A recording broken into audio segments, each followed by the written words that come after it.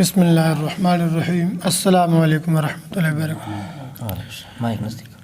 شاہد صاحب، ایک سوال آپ سے پوچھنا چاہتے ہیں، ذرا رہنمائی فرما دیں کہ اہل سنت کا تو فتویٰ جو ہے، جو ہم نے پڑھا ہے، اس میں ہے کہ جو ہم صدقہ فطر ہے اس کی 4 قسمیں بیان کی گئی ہیں، گندم کے اندر اور جو اور کھجور اور کشمش۔ تو لیکن عوام الناس جو ہے، امیر غریب سارے، وہ جو پہلی قسم ہے نا 100 روپے کے حساب سے اکثریت جو ہے وہ یہی ادا کرتی ہے، تو ذرا اس پہ رہنمائی فرما دیں۔ وعلیکم السلام ورحمۃ اللہ وبرکاتہ۔ آپ نے بڑی ضروری بات پوچھی ہے، یہ واقعی کمزوری ہے ہماری عوام کے اندر، اور یہ بات نئی نہیں ہے، بلکہ اس بات کو شیخ الحدیث غلام رسول سعیدی رحمۃ اللہ تعالیٰ علیہ نے تبیان القرآن جلد 7 کے اندر صفحہ 760 کے اندر لکھا ہے۔ آپ نے یہ جو ہماری مرض ہے، کمزوری ہے، اس کا آپ نے ذکر فرمایا اور نشاندہی فرمائی۔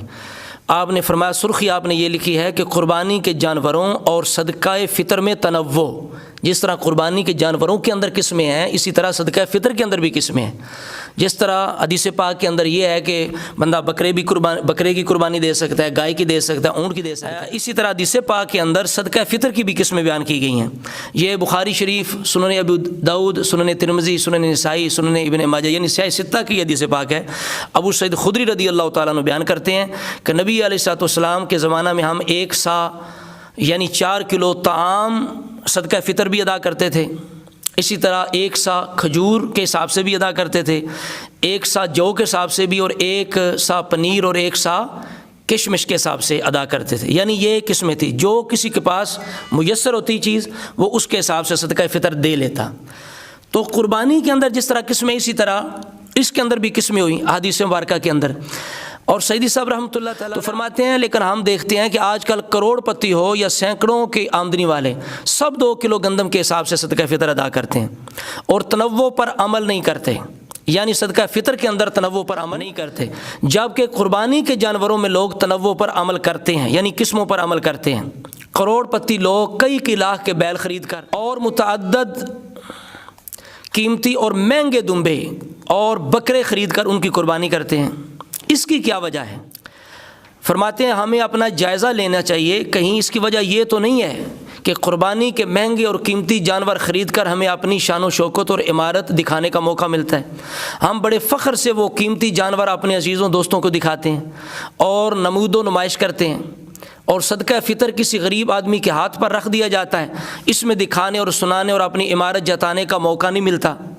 اس لیے کروڑ پتی سے لے کر عام آدمی تک 2 کلو گندم کے حساب سے صدقہ فطر ادا کرتے ہیں۔ سوچئے کہ ہم کیا کر رہے ہیں جی؟ ایسا نہ ہو کہ قیامت کے دن یہ ساری قربانیاں ریاکاری قرار دے کر ہمارے منہ پر مار دی جائیں۔ رسول اللہ صلی اللہ تعالیٰ علیہ وآلہ وسلم نے قربانی کے جانوروں کی متعدد قسمیں اس لیے کی کہ ہر طبقے کے لوگ اپنی حیثیت کے لحاظ سے قربانی کا تعین کریں۔ اسی طرح آپ نے صدقہ فطر کی متعدد اقسام بھی اسی لیے کی ہیں کہ ہر طبقہ کے لوگ اپنی حیثیت کے لحاظ سے صدقہ فطر ادا کریں۔ جی جس طرح ہم اپنی حیثیت کے لحاظ سے قربانی کے جانوروں کا تعین کرتے ہیں، اسی طرح ہمیں اپنی حیثیت کے لحاظ سے صدقہ فطر کی قسم کا تعین بھی کرنا چاہیے، اور تمام طبقات کے لوگوں کو صرف 2 کلو گندم کے حساب سے صدقہ فطر کو نہیں ٹرخانا چاہیے۔ سمجھ آ رہی ہے؟ تو لہٰذا ہمیں اپنے ضمیر سے پوچھنا چاہیے کہ ہم کیا کر رہے ہیں اور ہماری حیثیت کیا ہے۔ ٹھیک ہے، جب قربانی آئے اس وقت ہم لاکھوں روپیہ، 12,000 روپے یا 10,000 روپے کا بڑے جانور کے اندر حصہ ڈالا جا سکتا ہے، لیکن لوگ کوشش کرتے ہیں کہ 30 40 ہزار کا جانور خریدتے ہیں۔ جب صدقہ فطر کی بات آتی ہے اس وقت ہر ایک بندے کی یہ کوشش ہوتی ہے کہ میں گندم کے حساب سے ادا کروں۔ تو اس لیے ہمیں چاہیے کہ ہم فکر کریں اور یہ جو کمزوری ہے اس کو دور کریں۔ دعا ہے اللہ رب العزت ہم سب کو عمل کی توفیق عطا فرمائے۔